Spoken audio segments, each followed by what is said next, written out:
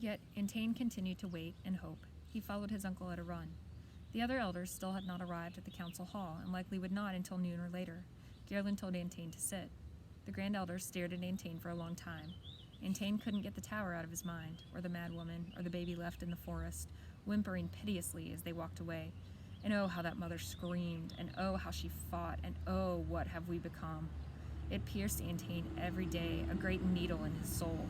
Nephew, the grand elder said at last. He folded his hands and brought them to his mouth. He sighed deeply. Antane realized that his uncle's face was pale. The day of sacrifice approaches. I know, Uncle, Antane said. His voice was thin. 5 days. He sighed. It waits for no one. You were not there last year. You were not standing with the other elders. An infection in your foot, as I recall. Antane tilted his gaze to the ground. Yes, Uncle, I had a fever too. And it resolved itself the next day? Bog be praised, he said weakly. It was a miracle. And the year before, Garland said, it was pneumonia, wasn't it? Antane nodded. He knew where this was going. And before that, a fire in the shed, is that right? Good thing no one was injured, and there you were, all by yourself, fighting that fire. Everyone else was along the route, Antane said. No shirkers, so I was alone. Indeed, Grand Elder Garland gave Antane a narrowed look. Young man, he said, who on earth do you think you're fooling? A silence fell between them. Antane remembered the little black curls framing those wide black eyes. He remembered the sounds the baby made when they left her in the forest. He remembered the thud of the tower doors when they locked the mad woman inside. He shivered. Uncle, Antane began, but Garland waved him off. Listen, nephew. It was against my better judgment to offer you this position. I did so not because of the incessant needling of my sister, but because of the great love I had and have for your dear father, may he rest easily. He wanted to make sure your path was assured before he passed away, and I could not deny him. And having you here, the hard line of Garland's face softened a little bit, has been an antidote to my own sadness, and I appreciate it. You are a good boy, Antane. Your father would be proud. Antane found himself relaxing, but only for a moment. With a broad sweep of robes, the Grand Elder rose to his feet. But, he said, his voice reverberating strangely in the small room, my affection for you only goes so far. There was in his voice a brittle edge. His eyes were wide, strained, even a bit wet. Is my uncle worried about me? Antane wondered. Surely not, he thought. Young man, his uncle continued, this cannot go on. The other elders are muttering. He paused. His voice caught in his throat. His cheeks were flush.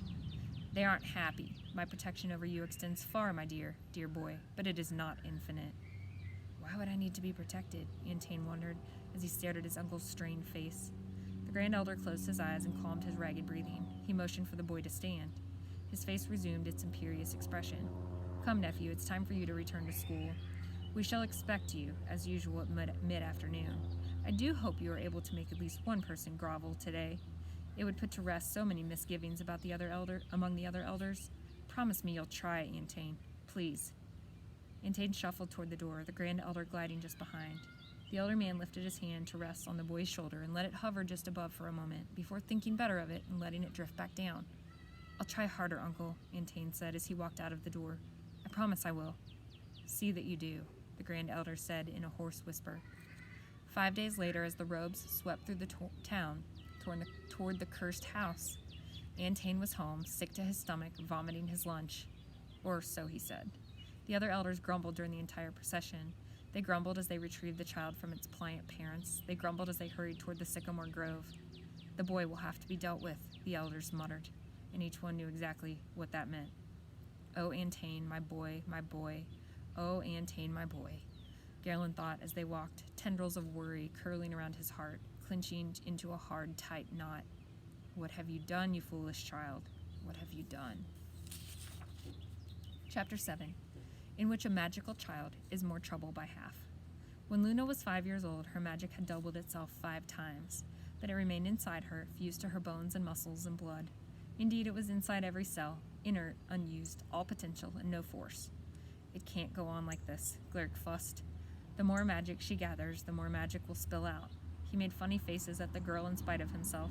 Luna giggled like mad. You mark my words, he said, vainly trying to be serious. You don't know that, Zan said.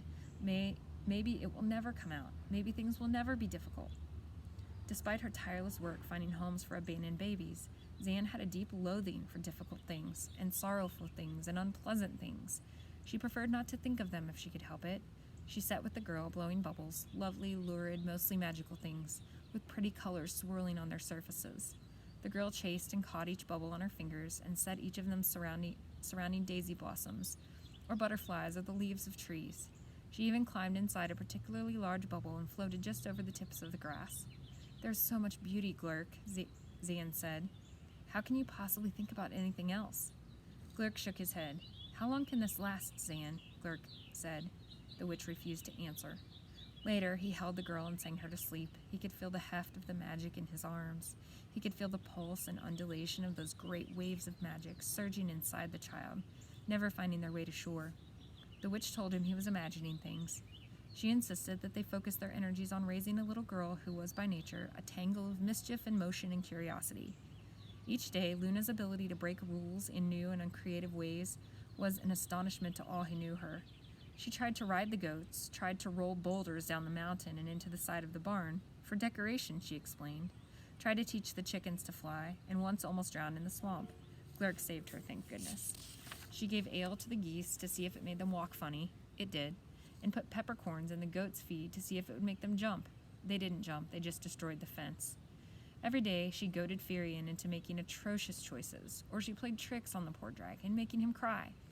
She climbed, hid, built, broke, wrote on the walls, and spoiled dresses when they had only just been finished. Her hair ratted, her nose smudged, and she left handprints wherever she went. "What will happen when her magic comes?" Glurk asked again and again. "What will she be like then?" Zan tried not to think about it. Zan visited the Free Cities twice a year, once with Luna and once without. She did not explain to the child the purpose for her solo visit, nor did she tell her about the sad town on the other side of the forest, or of the babies left in that small clearing, presumably to die. She'd have to tell the girl eventually, of course. One day, Zan told herself. Not now. It was too sad, and Luna was too little to understand. When Luna was 5, she traveled once again to one of the farthest of the Free Cities, a town called Obsidian, and Zan found herself fussing at a child who would not sit quietly, not for anything. "Young lady, will you please remove yourself from this house at once and go find a friend to play with?" "Grandmama, look, it's a hat!" And she reached into the bowl and pulled out a lump of rising bread dough and put it on her head. "It's a hat, Grandmama! The prettiest hat!" "It is not a hat," Zan said. "It is a lump of dough." She was in the middle of a complex bit of magic. The schoolmistress lay on the kitchen table, deep in sleep, and Zan kept both palms on the side of the young woman's face, concentrating hard. The schoolmistress had been suffering from terrible headaches that were, Zan discovered, the result of a growth in the center of her brain. Zan could remove it with magic, bit by bit, but it was tricky work and dangerous. Work for a clever witch, and none was more clever than Zan. Still, the work was difficult, more difficult than she felt it should have been, and taxing. Everything was taxing lately. Zan blamed old age. Her magic emptied so quickly these days and took so long to refill, and she was so tired. "Young man," Zan said to the schoolmistress's son, a nice boy, 15, probably, whose skin seemed to glow, one of the Star Children. "Will you please take this troublesome child outside and play with her so that I may focus on healing your mother without killing her by mistake?" The boy turned pale. "I'm only kidding, of course. Your mother is safe with me." Zan hoped that was true. Luna slid her hand into the boy's hand, her black eyes shining like jewels. "Let's play," she said, and the boy grinned back. He loved Luna, just like everyone else did. They ran, laughing, out the door and disappeared into the woods out back. Later, when the growth had been dispatched and the brain healed and the schoolmistress was sleeping comfortably, Zan felt she could finally relax. Her eye fell on the bowl on the counter, the bowl with the rising bread dough. But there was no bread dough in the bowl at all. Instead, there was a hat, wide-brimmed and intricately detailed. It was the prettiest hat Zan had ever seen. "Oh dear," Zan whispered, picking up the hat and noticing the magic laced within it, with a shimmer of silver at the edges. Luna's magic. Oh dear, oh dear. Over the next 2 days, Zan did her best to conclude her work in the Free Cities as quickly as she could. Luna was no help at all. She ran circles around the other children, racing and playing and jumping over fences. She dared groups of children to climb on the tops of trees with her, or into barn lofts, or onto the ridge poles of neighborhood roofs. They followed her higher and higher, but they couldn't follow her all the way. She seemed to float above the branches. She pirouetted on the tip of a birch leaf. "Come down this instant, young lady," the witch hollered. The little girl laughed. She flitted toward the ground, leaping from leaf to leaf, guiding the other children safely behind her. Zan could see the tendrils